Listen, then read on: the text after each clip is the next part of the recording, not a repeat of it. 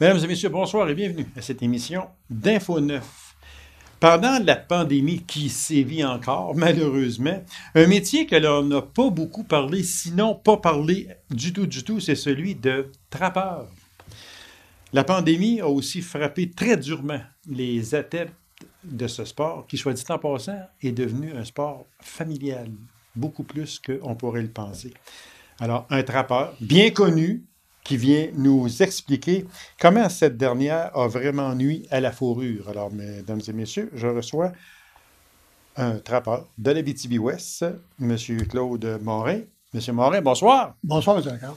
Merci d'avoir accepté cette invitation-là. Puis, dans mon intro, je le disais, les gens disent, trappeur, voyons, ça vient faire quoi là-dedans, là, la pandémie? Mais ça a été quand même, et c'est encore aujourd'hui, quelque chose qui vous a frappé très, très, très durement.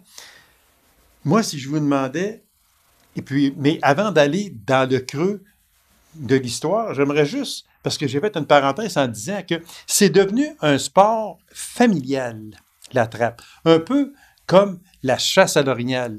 La chasse à l'orignal, il y a quelques décennies passées, trois décennies passées, c'est un petit groupe de chasseurs, par deux, par quatre ou par trois, peu importe. Puis, on s'en allait dans un camp, puis on chassait. Aujourd'hui, on a agrandi les camps parce que la famille est là, les enfants sont là, l'épouse accompagne régulièrement. La trappe, c'est pareil? La trappe, c'est la même chose, M. Lacan. Puis, vous savez, à l'époque, les trappeurs retiraient un revenu assez, parfois, là, on remonte à plusieurs décennies, un revenu d'appoint important pour leur famille. OK. Au fil du temps, ça l'a baissé. Et avant la pandémie, déjà là, on sentait une baisse pour la vente de fourrure. Les trappeurs le voyaient bien.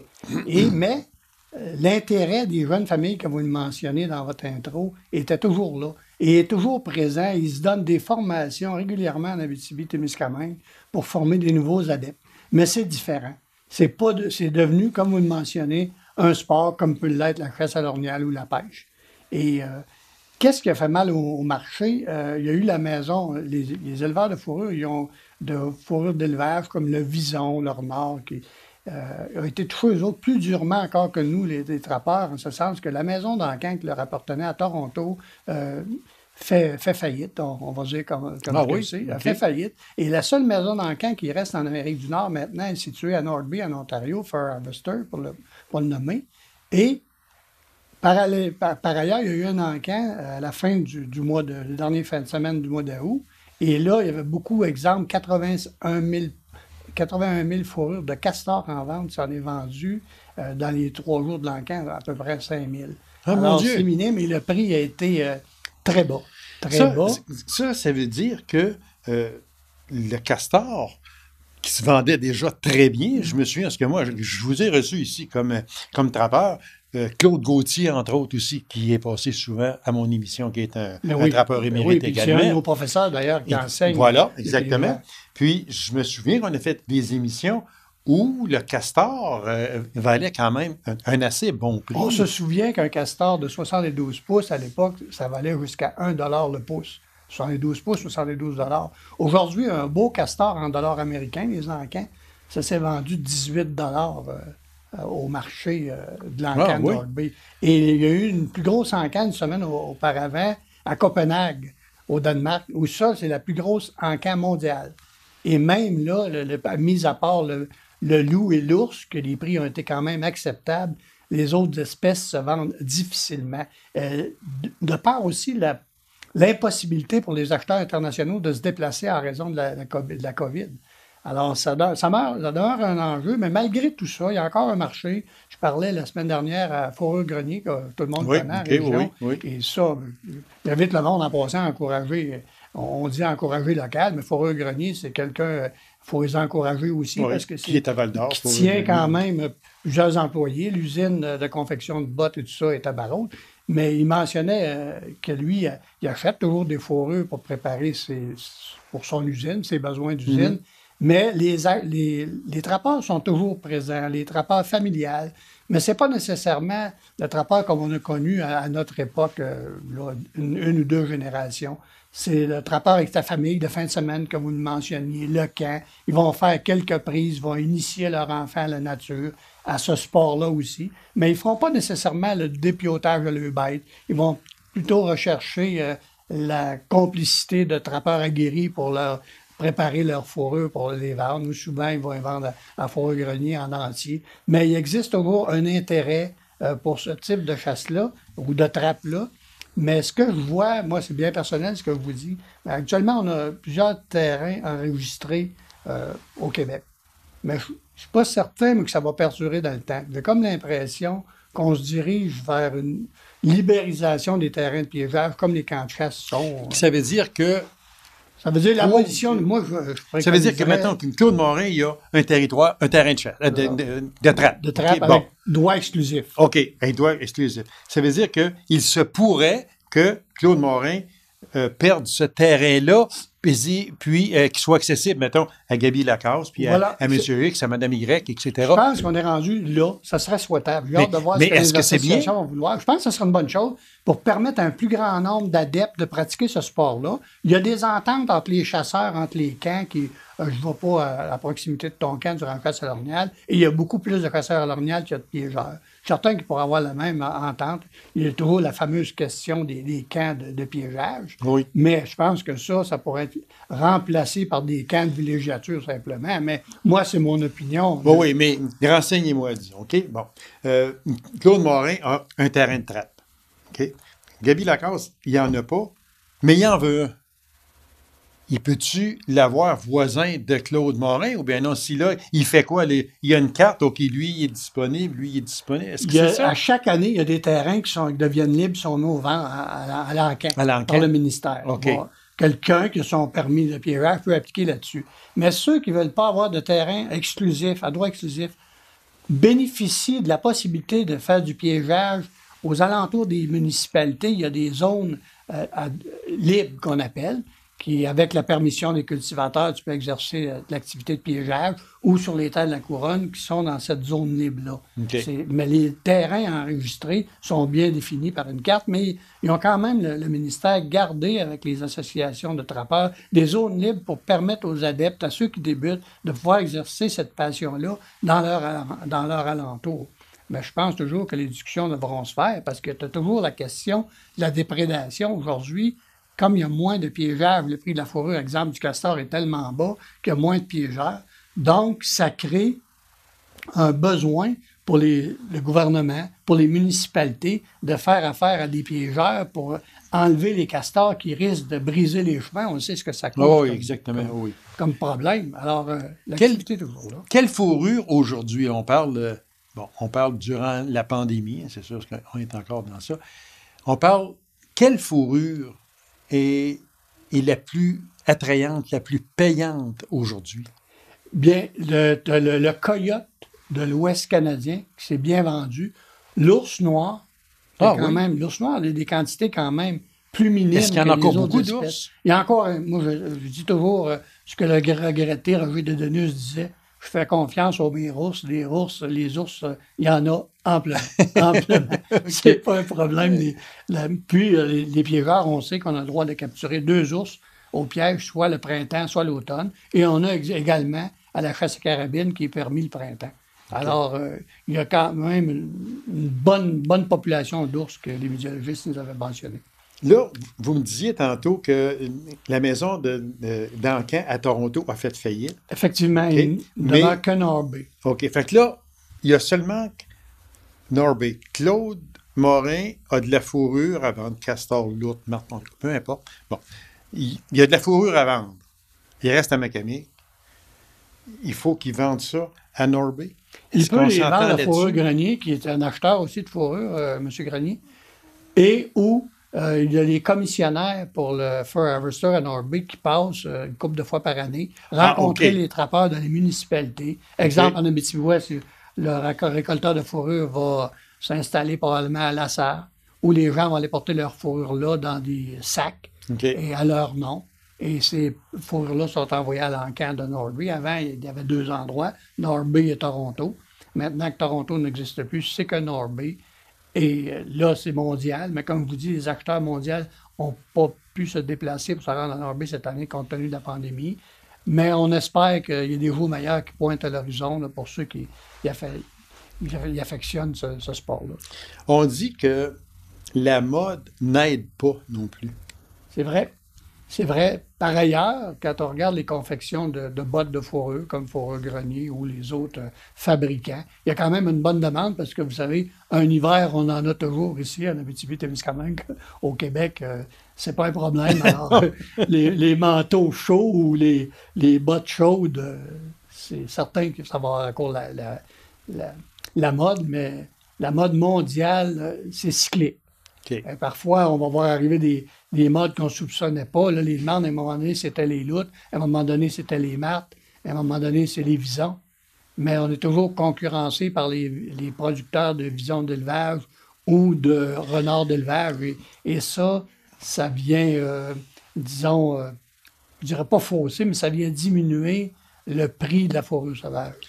Parce que tout le monde se rappelle, ceux qui sont un petit peu plus âgés que nous, tout le monde se rappelle de Brigitte Bardot qui est allée sur les banquises dans le Grand Nord se faire poser parce qu'elle voulait former une association contre les trappeurs ou les chasseurs de phoques à l'époque. Et les chasseurs de phoques. Est-ce que ça existe encore aujourd'hui? Mais il y a toujours des gens qui vont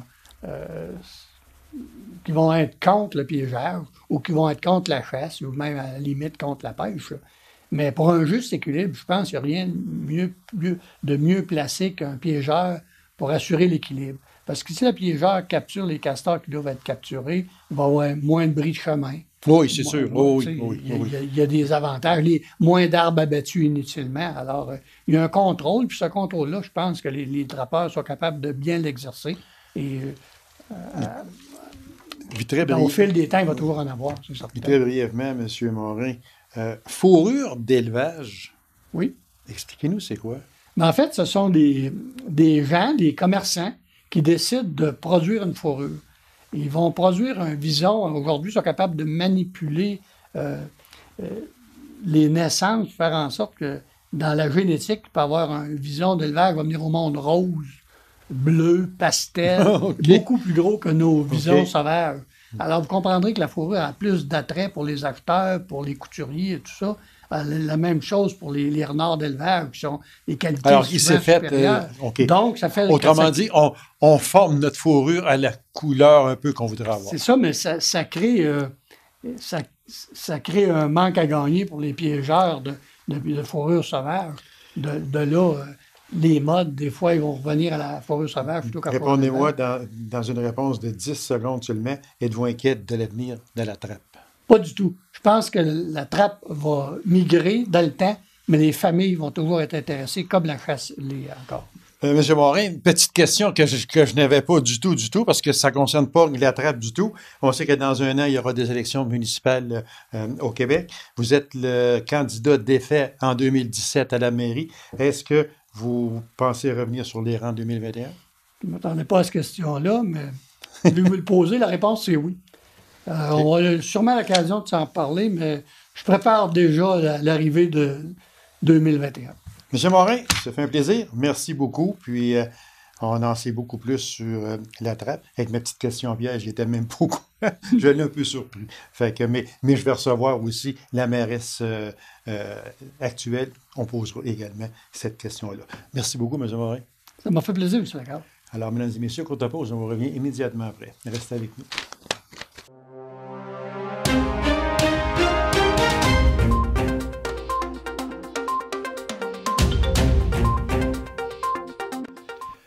Comme tout organisme, la Chambre de commerce et d'industrie d'Abitibi-Ouest a-t-elle, elle aussi, dû annuler différentes activités depuis le printemps dernier? C'est ce que nous allons discuter avec la directrice générale de cette association, Mme Mélissa Larouche. Mme Mélissa, bonsoir. Bonsoir. Très content de vous revoir. Oui. On s'est ennuyé, puisque on est arrêté longtemps. Parce qu'il y a une madame qui nous a arrêtés qui s'appelle Madame Pandémie. Fait que, tu sais, on aurait aimé ça pas la connaître, mais coudonc, on est prêt avec. C'est ça. Depuis mars dernier, est-ce qu'on peut dire que la Chambre de commerce et d'industrie d'Abitibi-Ouest tourne au ralenti, comme un peu la plupart des organismes? En fait, c'est sûr qu'on a dû vraiment, comme un peu tous les organismes, s'adapter à nos services et nos activités. On travaille, on est... depuis ce temps-là, on travaille beaucoup, mais différemment sur plein d'autres choses. Mais oui, on a dû, comme tous les autres, annuler plusieurs de nos événements, dont le colloque RH qui était supposé avoir lieu pas longtemps après. Plusieurs formations aussi qui étaient déjà prévues, qui ont été annulées. Là, annulées ou fait différemment. Quelles activités qui n'ont pas été annulées, mais qui ont été faites différemment? Est-ce que vous en avez? En fait, on fait pas longtemps, on vient de faire notre golf de la Chambre de commerce qu'on a décidé de faire quand même. Okay. Toutes les autres activités avant ce juin-juillet ont été annulées, mais tout ce qui est le golf, on a décidé de se lancer, mais avec une formule différente, moins de joueurs, un chapiteau pour que tout le monde soit à 50, pas plus que 50 par endroit pour les rassemblements. Fait qu'on a fait des modifications, mais on a réussi quand même là, à faire notre premier événement. Là, OK. Est-ce qu'il y a eu autant de participants? En fait, oui, parce qu'on a vraiment réduit les participants. Okay. Donc, on a eu qu'est-ce qu'on voulait avoir comme participants, on l'a atteint, mais c'est moins que les autres années, oui, là, beaucoup. Mais au moins, il y a eu une activité là, qui a été faite en ce sens-là. Puis, on ne parlera pas tout de suite du gala Excelor, mais quelles autres activités ou quelle autre activité d'important, mais ce sont des activités qui sont toutes importantes quand même, mais lesquelles ont dû être vraiment annulées? En fait, le colloque RH, qui était quand même important pour nous, là, le colloque des ressources humaines, qui est une journée complète là, avec des formateurs et puis des participants, il a dû être annulé là, vraiment cette année. On pouvait peut-être faire une version virtuelle, mais on trouvait que c'est le beau du colloque aussi, c'est de réseauter avec les autres et tout ça, fait que ça perdait un petit peu là, à ce moment-là de son charme. Donc, il y a le colloque qui est quand même quelque chose d'important qui a été remis. Sinon, les autres activités, là, il y a beaucoup de formations qu'on fait, nous, à la Chambre. Oui. Pour la majorité, on a réussi à leur faire virtuel quand même, puis il y a beaucoup de formations, il y en a eu beaucoup aussi dans le temps de la pandémie, il y avait extrêmement des Zooms sur Zoom, toutes sortes de formations pour les entrepreneurs. Donc, ça a continué quand même, mais en virtuel. Parce qu'il y a des choses que, malheureusement, avec la pandémie, et heureusement, qu'on ne pensait pas pouvoir faire.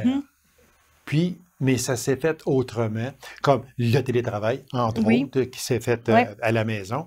Ça, je pense que ça a mis la puce à l'oreille à beaucoup d'entrepreneurs, parce que on prend ici aussi, mais si on prend dans la grande région de Montréal, le centre-ville, les édifices à bureaux sont vides, ou à peu près. Fait qu'une compagnie, à la place de louer un étage complet pour 250 employés, il y aura seulement que 50 employés à l'avenir. Donc, ce sont des coûts de moins. Il y a des choses qui vont être faites autrement. Oui. C'est ça. Ça permet aux entreprises beaucoup de s'adapter. On a vu que nos entrepreneurs, là, ils ont vraiment le sens d'adaptation parce qu'ils se sont virés vite là, de bord pour organiser toutes les restrictions, pour répondre aux restrictions. Fait que oui, il y a beaucoup d'adaptation dans tout ça, mais c'est pas tout négatif. Non, exactement, parce qu'il y a des choses qui vont demeurer après la pandémie. Ça peut finir un jour, par exemple. Mais il y a des choses qui vont revenir, comme le télétravail, entre autres. Là, on en parle beaucoup. Là. Il y a une question d'économie aussi et tout. Quelque chose qui se fait annuellement, c'est un gros événement que la Chambre de commerce et d'industrie d'Abitibi-Ouest est obligée d'annuler cette année. Ça, c'est avec un pincement au cœur, j'en suis persuadé. C'est le gala Excelor. C'est officiel, il n'aura pas lieu. Oui, c'est officiel, puis c'est comme vous dites, la décision est quand même dure à prendre parce que c'est un événement qui est attendu autant pour les entrepreneurs que pour les partenaires. C'est vraiment un événement important, nous, en Abitibi-Ouest. Pour la Chambre, il ne faut pas se cacher aussi que c'est un moyen de financement qui est important. Qui était le principal. Que le principal Mais avec tout ce qui se passe présentement, on trouvait que c'était plus raisonnable aussi d'annuler le gala pour éviter les rassemblements. Puis on va revenir en force l'an prochain. Mais d'ici là, ça veut pas dire qu'il n'y aura pas rien du tout pour mettre en valeur nos entreprises se sont démarquées, mais c'est sûr que ce ne sera pas un gala. Fait que il y aura, si je comprends bien, il y aura des remises d'excellence, probablement, mais d'une manière autre que un gala. Oui, on est en train de réfléchir peut-être à c'est encore encore bien nouveau, puis on n'a pas encore trouvé la façon de faire, mais on va essayer là, à notre façon là, de féliciter, c'est sûr, les gens qui se sont démarqués cette année là, en entrepreneuriat. Mais je suis persuadé on va se trouver une façon autre que le gala. Je suis persuadé que Mme Larouche va trouver une manière. On va essayer de trouver une manière de les mettre en valeur. Et vous allez trouver, j'en suis persuadé. Donc, cette valeur, le gala Excellor, qui n'aura pas lieu cette année, c'est une première, hein, parce qu'il y a toujours eu lieu tout le temps. Oui, c'est vraiment la première fois. Eh mon Dieu, hein, ça fait drôle, je veux dire.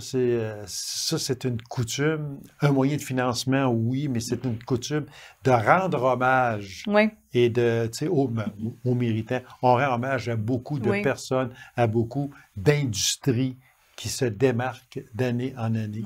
Fait que cette année, bien, je suis certain que la Chambre de commerce va trouver un petit quelque chose pour leur rendre hommage, sauf dans un gala. Espace AO. Oui. C'est... La mission de Espace AO, c'est quoi? En fait, Espace AO, c'est un nouveau site web qu'on a mis en place, plusieurs partenaires du milieu. C'est une plateforme où on veut que toutes les entreprises s'y retrouvent éventuellement. Au début, la mission d'Espace AO, ça a vraiment été de mettre les 40 premières entreprises, surtout du commerce au détail et de la restauration. Pourquoi dans ce secteur-là? C'était vraiment parce que c'était eux qui étaient le plus touchés par la pandémie. C'est tous ceux qui sont vraiment pignons sur rue, tout ça, ils ont été vraiment touchés plus particulièrement par la crise. Donc, c'était vraiment ces 40 premières entreprises-là qu'on avait ciblées pour commencer. Donc, Espace AO, c'est vraiment un répertoire de ces entreprises-là. Puis, en même temps, on voulait que ces entreprises-là aient une formation pour pouvoir poursuivre dans le web. Parce qu'on s'est rendu compte aussi que les entrepreneurs, dans une période comme ça, il faut se virer vers d'autres moyens pour continuer pour survivre. Fait que c'était vraiment, là, la mission était vraiment de les éduquer aussi, de les informer, de les former pour continuer avec le web. Donc, ces 40 entreprises-là ont eu des formations, 4 formations là, avec Mme Michelle Blanc, là, qui est une spécialiste du web, là, qui les a aidés vraiment là, pour leur futur site web. Est-ce que ça a été bien accepté par les commerçants, par les... Oui, vraiment. Le premier 40, on l'a trouvé. Les entreprises là, se sont inscrites. Là, dès qu'on a parlé d'Espace AO, là, ça a été très, très rapide. Là, les premières 40 entreprises, là, en 2-3 jours, là, on avait déjà tous nos noms. Donc, par la suite, là, il y en a d'autres qui se sont ajoutés, là, sauf qu'ils n'ont pas eu tout le volet formation, mais on sait que ces 40-là ont eu le volet formation qui est obligatoire là, avec l'inscription à Espace AO. Mais oui, ça a vraiment été bien reçu dans le milieu. Puis, si vous avez la chance d'aller voir le site, là, c'est vraiment le fun de voir tous nos services, nos entreprises, nos commerces. Là, donc, il y en a eu 40. L'objectif était 40 au début, c'est ça? Puis après ça, il s'en est greffé d'autres. Oui, c'est ça. En fait, les premiers 40, c'était parce c'était eux qui avaient une formation qui venait avec, parce que c'était pas juste de s'inscrire, c'était vraiment de pousser plus loin. Là. Mais par la suite, là, les autres qui se sont inscrits, c'est vraiment qui sont sur le répertoire Espace AO. On retrouve en fait des photos du commerce, plein d'informations intéressantes. Fait qu'on veut que les citoyens aient le réflexe d'aller sur cette plateforme-là pour peut-être voir des fois nos commerces qu'on oublie ou des fois redécouvrir ou découvrir nos commerçants. Puis les objectifs, j'en avais parlé, là, c'est un peu de ça, mais entre autres, ici, que je regarde, le maintien et l'augmentation des ventes de nos commerces. Oui, bien en fait, c'est sûr que tout ce qui est web, vraiment, il y a qui part d'une augmentation des ventes en lien avec ça. On veut vraiment que nos entreprises se positionnent en Abitibi-Ouest pour pouvoir même vendre à l'extérieur. Fait que c'est un peu toute ça la démarche d'Espace AO. Il y a beaucoup de choses à venir et qui viennent avec ça, mais on veut vraiment que ce soit une démarche pour augmenter les ventes, c'est sûr, d'être vu sur le web, d'être... ouais. Puis qu'est-ce que je vois ici aussi qui est important? Permettre un changement des habitudes de consommation. Oui. En fait... l'objectif d'Espace à eau, c'était vraiment aussi pour, en tant que citoyen, qu'on voit qu'on a plein de choses sur notre territoire. Fait que changer le mode de consommation un petit peu des gens, là, de toujours penser peut-être d'aller ailleurs, ben vous pouvez peut-être commander en ligne, mais chez nous, si vous voulez pas... Ça, c'est important, ce que vous voulez dire. Commander en ligne, oui, mais chez nous. C'est ça, parce que durant la crise, beaucoup de monde restait chez eux. Fait on se disait, ben au moins, si on est capable de leur faire penser d'aller sur Espace à eau, de voir qu'il y a des sites web, les appeler, commander avec nos entreprises d'ici, c'était ça le but. Parce que c'était difficile pour tout le monde, puis pour les commerçants aussi, puis il y a eu des sensibilisations qui se sont faites. C'est beau aller sur le web, c'est beau commander sur Kijiji, en tout cas, peu importe, là, on ne les nommera pas, mais on va passer chez nous avant. Oui, il faut aller voir. S'il ne l'a pas chez nous, bien, Abitibi-Ouest, mais là, on va aller dans Abitibi-Témiscamingue, peut-être qu'il l'a. Oui. Après ça, mais là, on ira à l'extérieur de la région. Mais commençons chez nous. Avant. Oui. Puis souvent, on se rend compte qu'il y a beaucoup de choses qu'on a, des fois, on pense pas qu'un tel commerce va pouvoir l'avoir, mais la majorité du temps, on trouve tout ce qu'on veut ici, là, facilement. Vrai, vous avez bien raison. S'unir pour l'avenir en Abitibi-Ouest. Ça, j'ai trouvé ça extraordinaire. C'est la Chambre de commerce qui a pensé à ça au début. En fait, ça existe on a vu passer ce programme-là qui était du cœur à l'achat avec Desjardins. Oui, du cœur à l'achat, ça a vraiment commencé de ce programme-là que eux, Desjardins, ont vraiment parti un programme en collaboration avec La Ruche, qui était la plateforme là, d'achat pour notre... quand on a vu passer ça, c'est sûr qu'on s'est dit, crime, faudrait y aller nous autres aussi puis faire quelque chose en ce sens-là. Fait que c'était en fait pas juste la Chambre de commerce, mais tout le comité de vigie économique là, qui s'est formé là, lors de la pandémie, dont la MRC, la SADC, nous, la ville de la Sarre, Carrefour Jeunesse Emploi. Donc, on est plusieurs partenaires ensemble qu'on s'est dit, on lance cette campagne. Donc, avec la collaboration de Desjardins, là, on a pu faire quand même... Puis moi, ce que j'ai trouvé extraordinaire aussi de Desjardins, parce qu'en parallèle, Desjardins doublait la mise de chaque personne en don à la Fondation Dr Jacques Paradis. Oui. Ça, c'est bravo. On ne peut pas féliciter plus que dire bravo à Desjardins, entre autres, parce que ça a permis de remettre 25 000 $. Oui. Fait qu'en plus, en fait, c'est ça qui était vraiment intéressant de ce programme-là, c'était que Desjardins remettait, comme vous dites, le même montant jusqu'à 25 000 $. Jusqu'à 25 000 $. Fait que nous, notre campagne, l'objectif était de 25 000 parce qu'on voulait vraiment donner le maximum. Puis on a eu presque 28 000 à notre campagne. Oui, j'ai 27 875 $ investis dans nos commerces locaux. Oui, ça veut dire que dans tous nos commerçants, il y a eu des achats là, pour ce montant-là. Fait que c'est vraiment aussi intéressant. Puis un autre 25 000 donné à la Fondation. C'est ça. Il faut le redire que 25 000 $ par Desjardins à la Fondation du Dr Jacques Paradis. Les certificats cadeaux, il y en a eu 129 de 25 $, 77 de 50 $, 42 de 100 $, 20 de 250 $ et 23 de 500 $. Bravo, 1000 bravo. Moi, je vous félicite et grâce à l'appui financier de Desjardins et également, il faut souligner le support de la ville de la Sarre, la MRC d'Abitibi-Ouest, la SADC et le Carrefour Jeunesse Emploi d'Abitibi-Ouest. Qu'est-ce qui s'en vient à la Chambre de commerce? En fait, qu'est-ce qui s'en vient? Il s'en vient quand même des choses intéressantes. On commence à regarder pour faire des formations en vrai, là, en personne. Je pense qu'on est rendu là de se voir, mais en respectant toutes les consignes. Donc oui, il y a une formation qui s'en vient prochainement là, en novembre. Puis plein d'autres choses. On continue à développer Espace à eau. Il y a plein de choses qui s'en viennent encore.